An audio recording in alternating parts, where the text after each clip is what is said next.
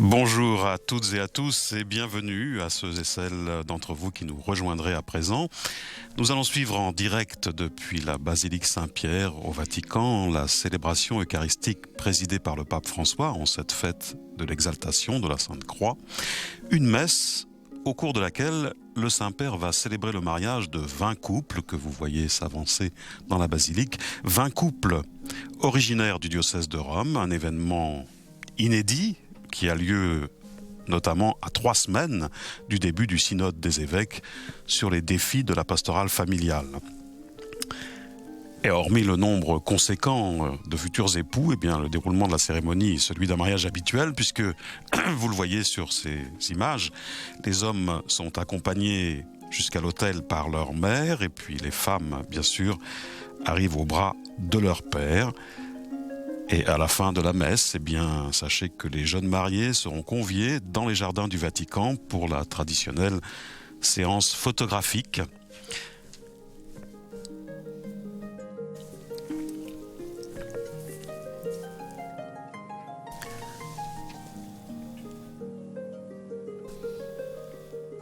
Un mot sur ces 20 couples, ils sont tous originaires du diocèse de Rome et ont été choisis par le vicariat.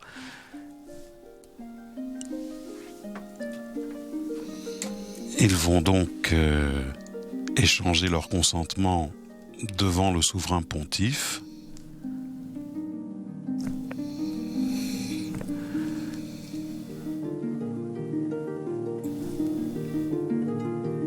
Ce sont des futurs époux âgés de 25 à 56 ans et qui sont issus d'horizons très divers. Certains sont des fidèles assidus de leur paroisse, d'autres sont moins pratiquants et ils sont aussi d'extraction sociale variée, de milieux sociaux très variés. Par exemple, Giulia et Flaviano, cités par l'Osservatore Romano paru avant-hier, ont notamment choisi de se marier en dépit de leur précarité professionnelle.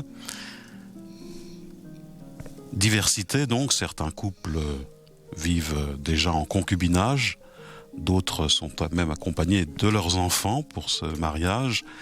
Parmi eux, Gabriella, qui est accompagnée de sa fille, et son époux, qui a obtenu la nullité de sa précédente union. La reconnaissance de cette nullité de ce précédent mariage.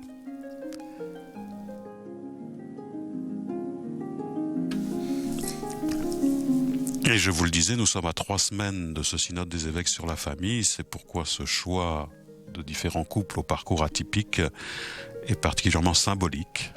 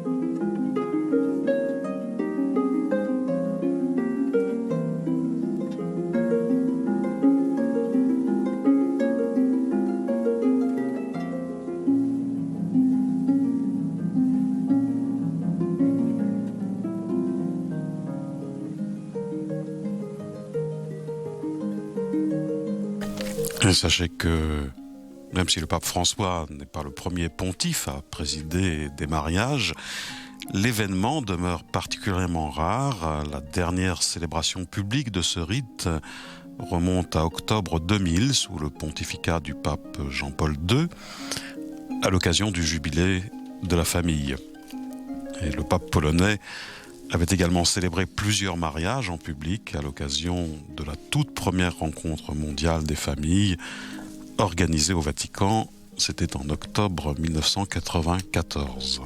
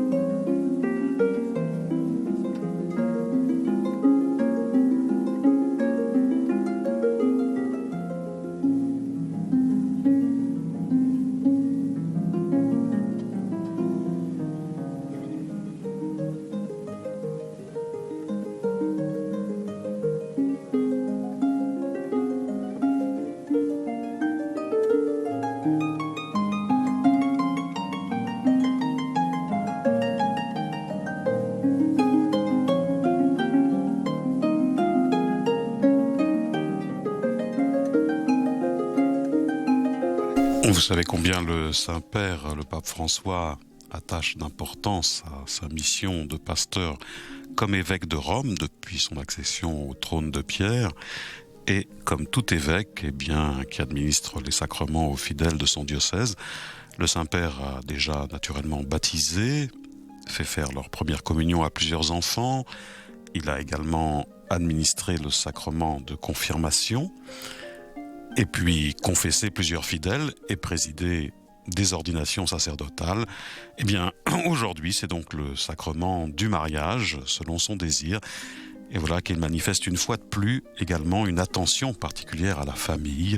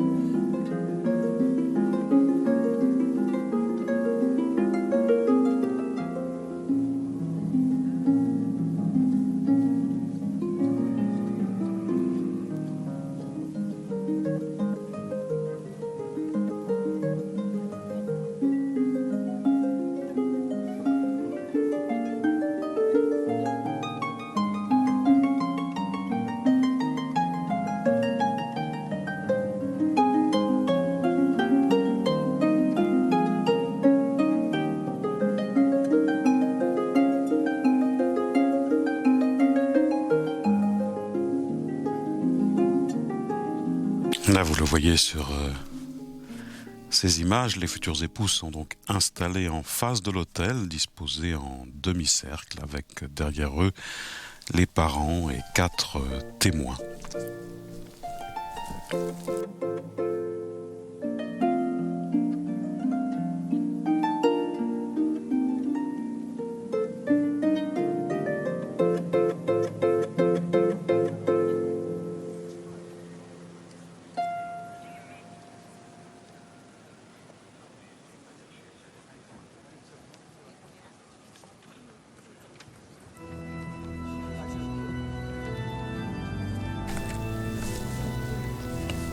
Et sachez que c'est après la liturgie de la parole, avant la proclamation du credo, que prendra place la liturgie du mariage. Il y aura pour commencer bien sûr le dialogue initial du Saint-Père avec les futurs époux, suivi de l'échange et de la réception des consentements, et puis bien sûr la bénédiction, la remise des alliances, et la célébration du mariage se conclura par la bénédiction nuptiale.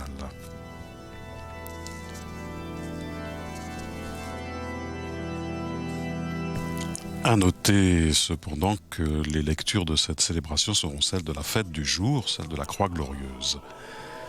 Et nous entrons dans cette célébration eucharistique avec le chant et la procession.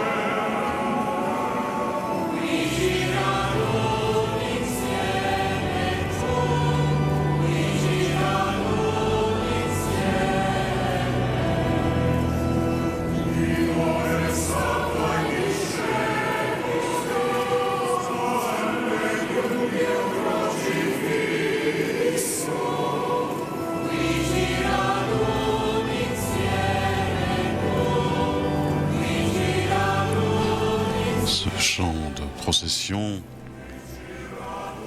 Qui ci raduni insieme, ici tu nous rassembles.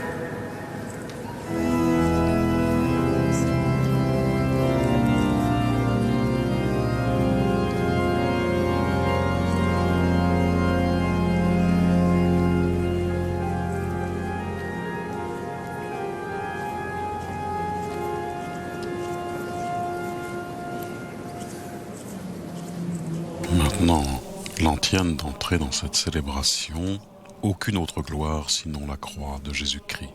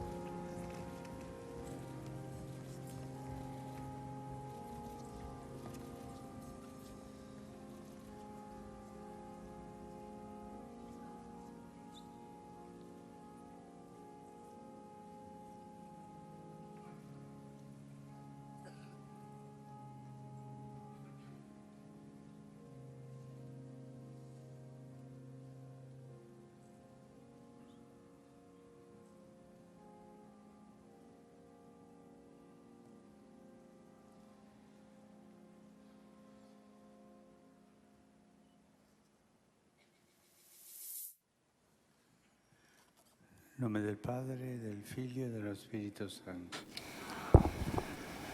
La pace sia con voi.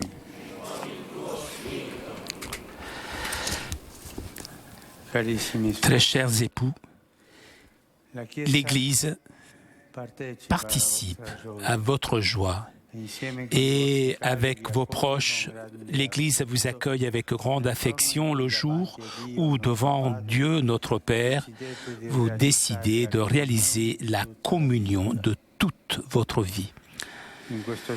En ce jour, pour vous, qui est un jour de fête, que le Seigneur vous écoute, qu'il envoie depuis les cieux son aide, qu'il vous garde, qu'il réalise les souhaits de vos cœurs et exauce vos prières. Reconnaissant d'être devenu fils dans le Fils, faisons maintenant mémoire du baptême duquel, comme d'une graine féconde, naît et prend vigueur l'engagement de vivre fidèle dans l'amour.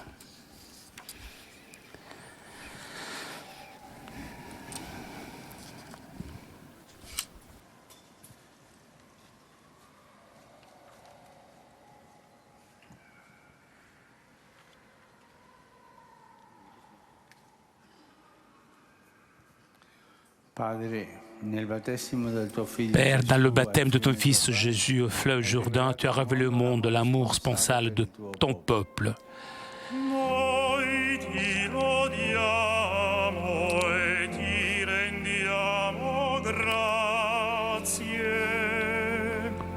Le Christ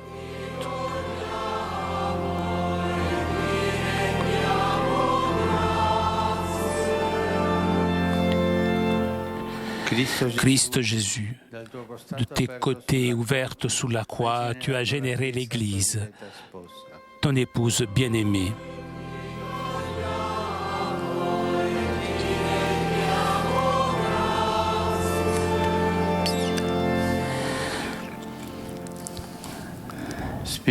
Saint-Esprit, puissance du Père et du Fils, aujourd'hui tu fais briller en ses époux l'habit nuptial de l'Église.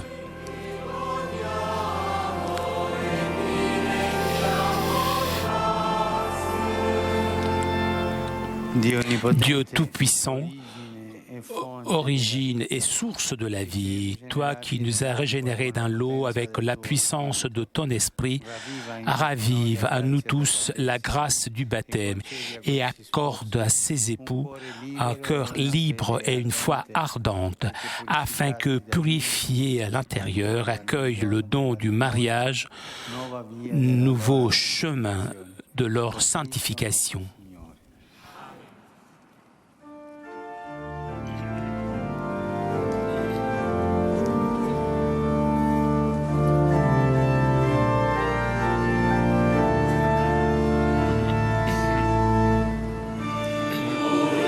Et pendant ce rite de l'aspersion, eh bien, l'Assemblée chante « Purifie-moi, ô Seigneur ».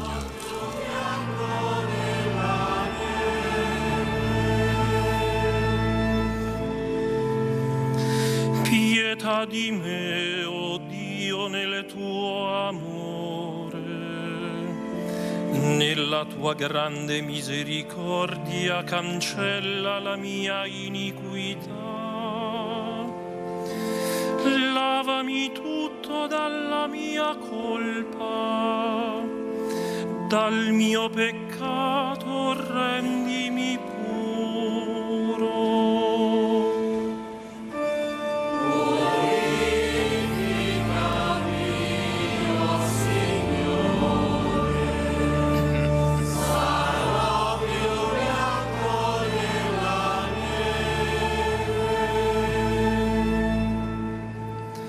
Crea in me, o Dio, un cuore puro, rinnova in me uno spirito saldo, non scacciarmi dalla tua presenza e non privarmi del tuo Santo Spirito.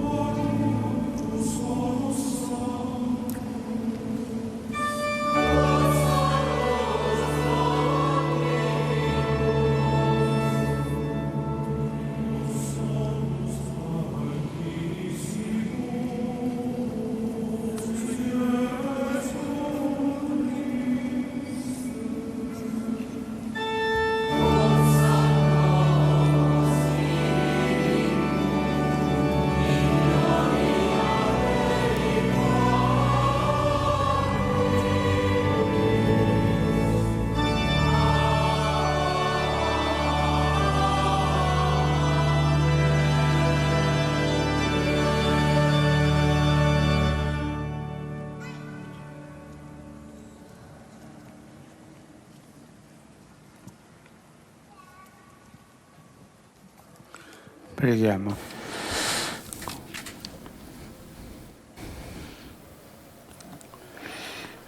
Oh Padre, Père, toi qui as voulu sauver les hommes avec la croix du Christ, ton Fils, accorde-nous, nous qui avons connu sur la terre son mystère d'amour, de profiter au ciel les fruits de sa rédemption. Signore Gesù Cristo, tuo Figlio che è Dio, e vive e regna con te nell'unità dello Spirito Santo per tutti i secoli dei secoli.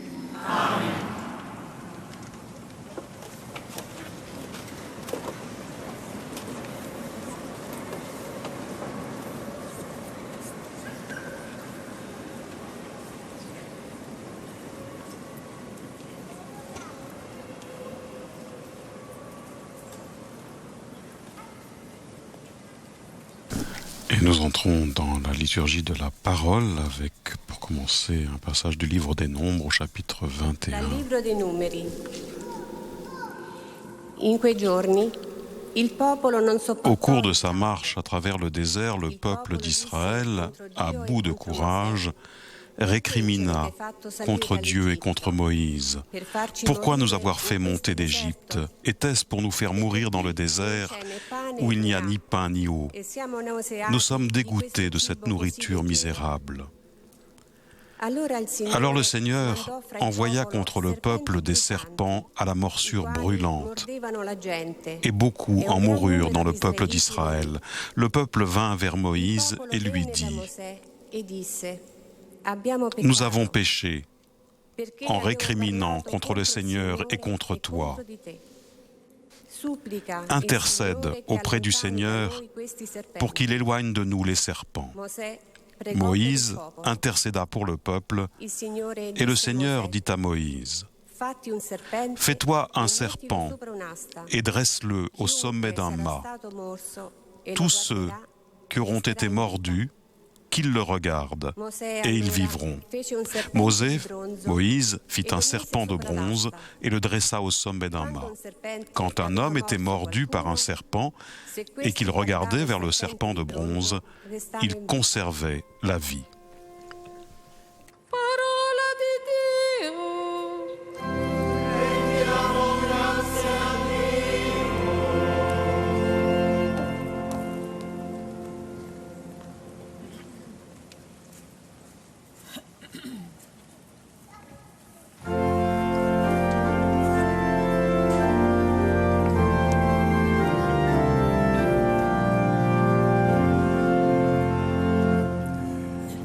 Non dimenticate le opere del Signore.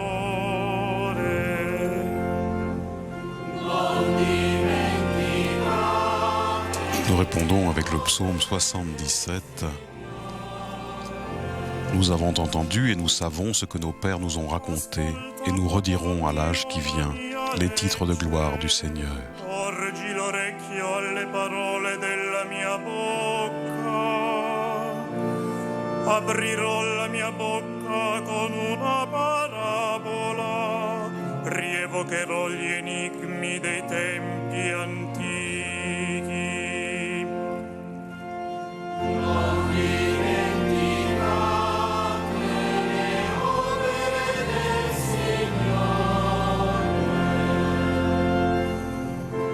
Quando li uccideva lo cercavano e tornavano a rivolgersi a lui. Ricordavano che Dio è la loro roccia e Dio l'Altissimo il loro Redentore.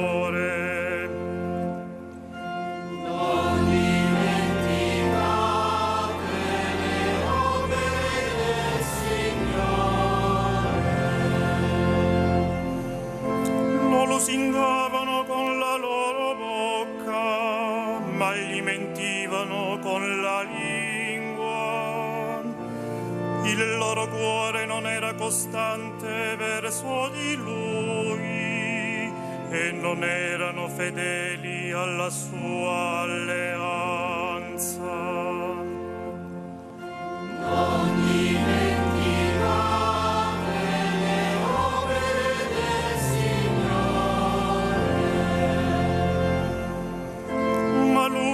misericordioso perdonava la colpa invece di distruggere. Molte volte trattenne la sua ira e non scatenò il suo furore.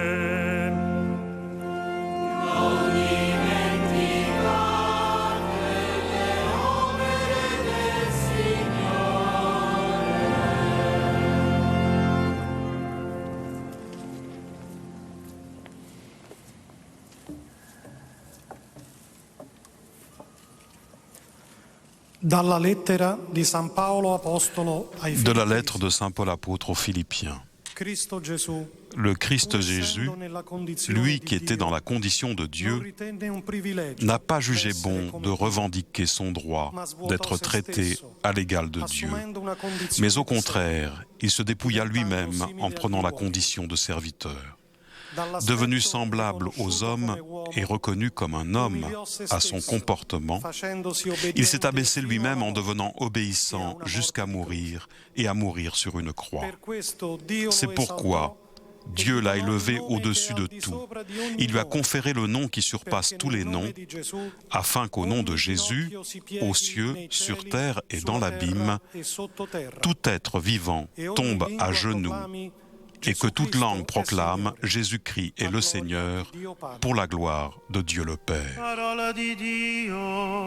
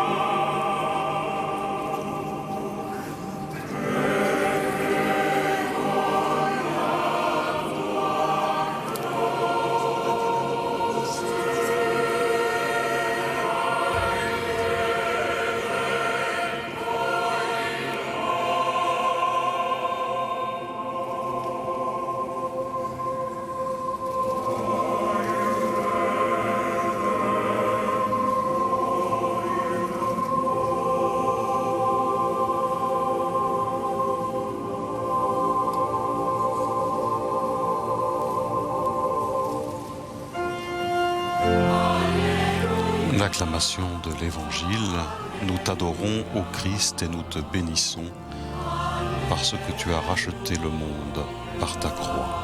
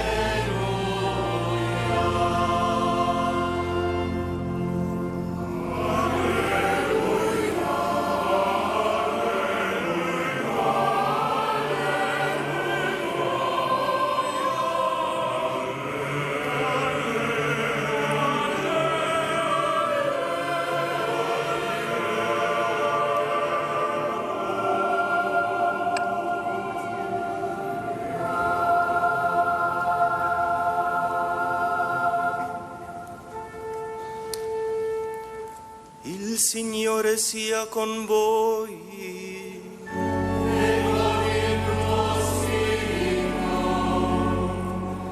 Dal Vangelo De l'Évangile de Jésus-Christ selon Saint Jean.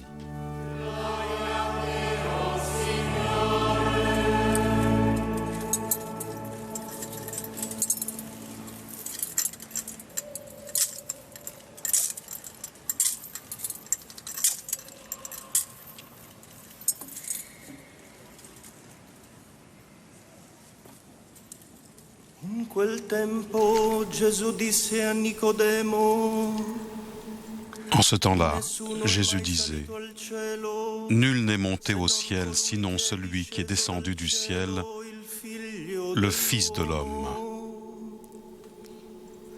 De même que le serpent de bronze fut élevé par Moïse dans le désert, ainsi faut-il que le Fils de l'homme soit élevé, afin que tout homme qui croit obtienne par lui la vie éternelle.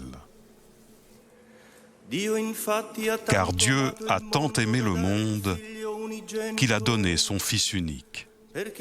Ainsi, tout homme qui croit en lui ne périra pas, mais il obtiendra la vie éternelle. Car Dieu a envoyé son Fils dans le monde, non pas pour juger le monde, mais pour que, par lui, le monde soit sauvé. Parola del Signore.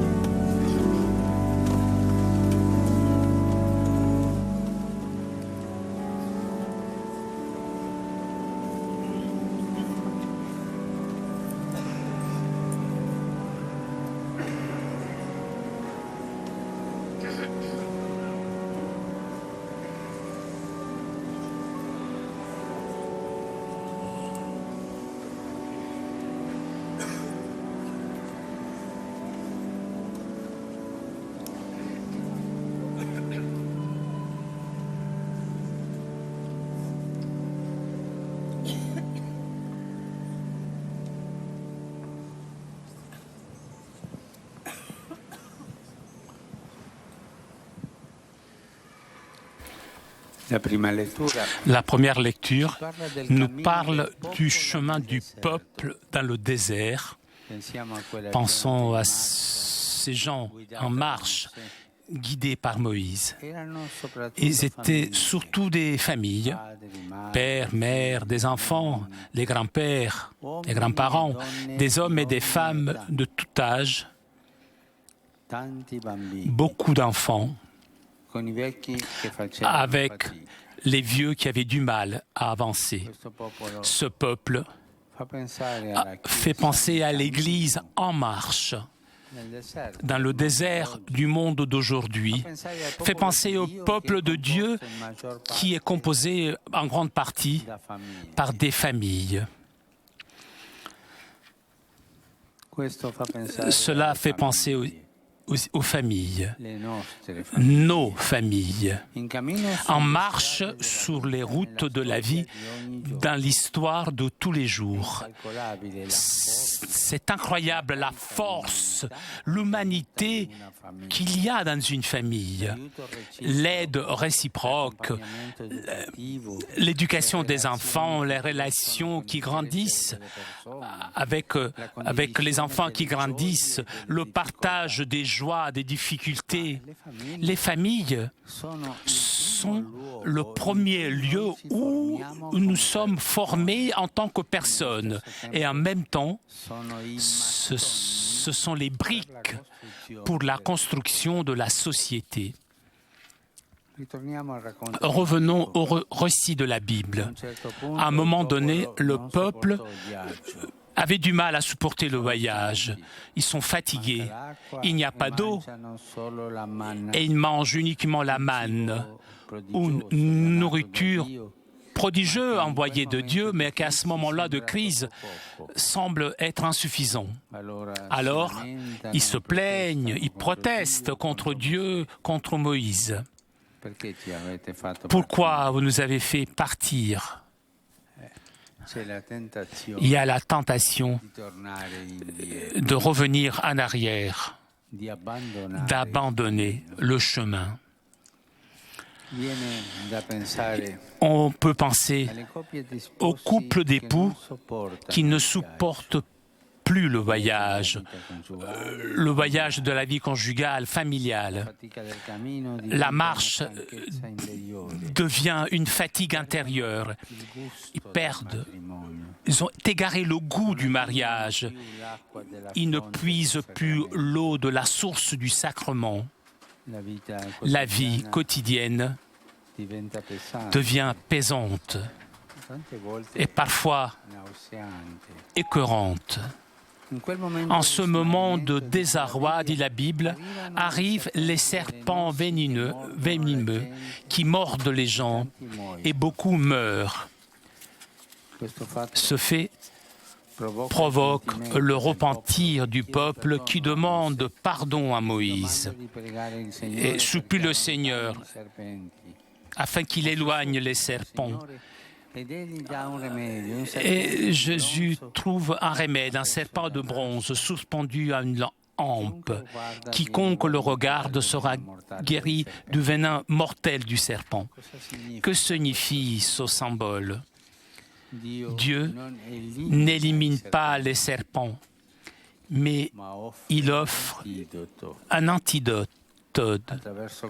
À travers ce serpent de bronze fait par Moïse, Dieu transmet sa force de guérison. Force de guérison qui est sa miséricorde, plus forte que le venin du tentateur. Jésus, comme nous l'avons entendu dans l'Évangile, s'est identifié à ce symbole. En effet, le Père, par amour, l'a donné aux hommes, lui, le Fils unique, pour qu'ils aient la vie. Et cet amour immense du Père pousse le Fils, Jésus, à se faire homme, à se faire serviteur, à mourir pour nous et à mourir sur une croix. À cause de cela, le Père l'a ressuscité et lui a donné la domination sur tout l'univers. Ainsi s'exprime l'hymne de la lettre de Saint Paul aux Philippiens. Celui qui s'est confié à Jésus crucifié reçoit la miséricorde de Dieu qui guérit du venin mortel du péché. Le remède que Dieu offre au peuple vaut aussi en particulier pour les époux qui ne supportent pas le chemin et sont mordus par les tentations du découragement, de l'infidélité, de la régression, de l'abandon. À eux aussi, Dieu le Père donne son Fils Jésus, non pour les condamner, mais pour les sauver.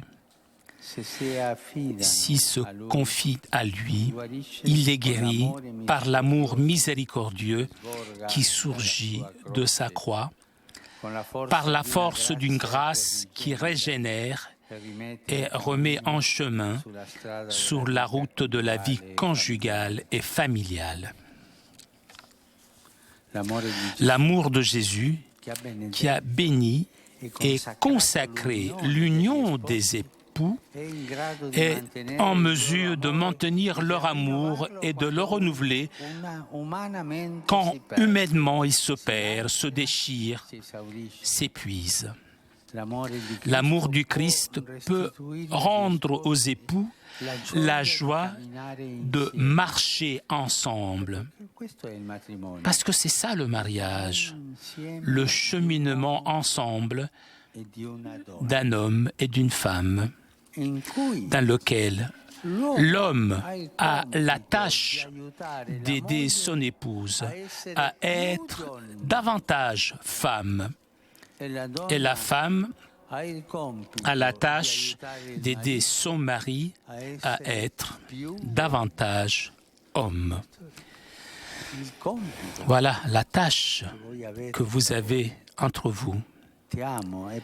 Je t'aime et c'est grâce à ça que je te fais encore plus femme. Je t'aime et donc je te fais encore plus homme. C'est la réciprocité des différences. Ce n'est pas un chemin simple, sans conflit, Non, non sarebbe umano. il ne serait pas humain. È un viaggio C'est un voyage impegnativo, exigeant, a volte parfois difficile, a volte parfois anche même conflittuale. conflictuel. Ma questa è la vita. Mais c'est la vie. E in mezzo di questa Au milieu de teologia cette che théologie dà la qui nous parola donne di la Dio, parole de Dieu, popolo in un cammino, peuple en marche, sulle famiglie, les familles en marche, les époux en marche, un piccolo consiglio. un petit conseil. È normale C'est normal che gli sposi que les époux litighino, se disputent, c'est normal, ça arrive, sempre si fa, ça existe depuis toujours. ma vi consiglio Mais je vous conseille, finire la jamais terminer la journée senza fare la pace. sans faire la paix, jamais. È sufficiente un piccolo gesto. Il suffit d'un geste, un petit geste, et donc Si continua a camminare. on reprend le chemin. Il matrimonio Le è mariage simbolo della vita est le symbole de la vie reale, réelle. non è una fiction, Ce n'est pas une fiction, è il sacramento. c'est le sacrement de l'amour du Christ et de l'Église. Un amore, Un amour qui trouve dans la croix la sua verità, sa vérification la sua garanzia. et sa garantie. Vi auguro Je souhaite à vous tous un bel cammino, un beau chemin, un cammino fecondo, un chemin fécond, che l'amore cresca. que l'amour grandisse.